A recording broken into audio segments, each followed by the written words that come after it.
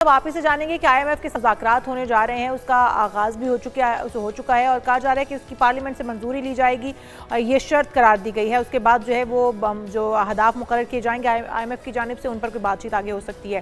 لیکن کیا سمجھتے ہیں اب کیا ممکنہ اہداف ہو سکتے ہیں، اور اس کے بعد پھر مہنگائی پر آلریڈی جو معیشت پر کیا اثرات مرتب ہوں گے، اس کے عام عوام اس کو کس طرح سے بھگتے گی؟ بہت شکریہ آپ کا۔ دیکھیے، بنیادی بات یہ ہے کہ 1988 سے اب تک 38 ایئرس ہوئے ہیں۔ ان 38 ایئرس میں 16 پروگرام ہوئے ہیں آئی ایم ایف کے اسٹرکچرل ایڈجسٹمنٹ پروگرام کے۔ ہر دفعہ ایک نئے پروگرام کی ضرورت پڑتی ہے، 16 پروگرام۔ اس کا مطلب یہ ہے کہ وہ تمام پروگرام ناکام تھے اور ایک مرتبہ پھر ناکام رہیں گے۔ اس کی وجہ یہ ہے کہ ایک گٹھ جوڑ ہے آئی ایم ایف کا اور پاکستان میں مختلف حکومتوں کا، پارلیمنٹ کا، اسٹیٹ بینک کا، وہ ہے اشرافیہ کی معیشت۔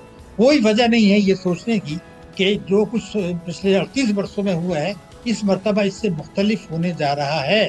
یہ لازمن ہے، حکومت کچھ بھی کہے، مگر یہ فیصلہ ہو چکا ہے کہ 2027 کے بعد اگلے پروگرام میں بھی جائیں گے۔ اور آئی ایم ایف کا جو پروگرام ہے اس کے نتیجے میں ہم نے دیکھا کہ ہماری جو معیشت کی شرح نمو ہے ان 38 برسوں میں بھارت، بنگلہ دیش اور سری لنکا سے اوسط سالانہ کم رہی ہے۔ پاکستان میں غربت جو ہے وہ 11 کروڑ لوگ ہیں جو غربت کی لکیر سے نیچے ہیں، مزید بڑھنے جا رہی ہے۔ پاکستان میں مہنگائی خطے کے ملکوں سے زیادہ ہے، یہ مزید بڑھنے جا رہی ہے۔ پاکستان دنیا کے 10 ممالک میں ہے، 10 ممالک دنیا کی جہاں فوڈ انسیکیورٹی ہے، صورتحال سنگین ہے۔ کون سا ملک؟ جو کہ زرعی ملک ہے، جہاں کے زکوٰۃ کا نظام ہے۔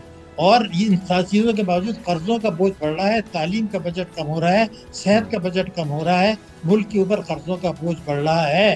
تو ان حالات میں یہ سمجھنا ہوگا کہ آئی ایم ایف کی کوئی شرط نہیں ہے۔ آئی ایم ایف کی شرط وہی ہے جو پاکستان میں مختلف حکومتوں کی ہے، اشرافیہ کو نوازا جائے، ملک کو قرضے لے کے چلایا جائے، امپورٹس کو بے تحاشا کیا جائے، ترقیاتی اخراجات میں کٹوتی کی جائے۔ وہی اب ہونے جا رہا ہے، اور اس خطرے کو نظر انداز کر رہے ہیں کہ یہ 9/11 کے بعد کا سب سے خطرناک اور فیصلہ کن دور ہے۔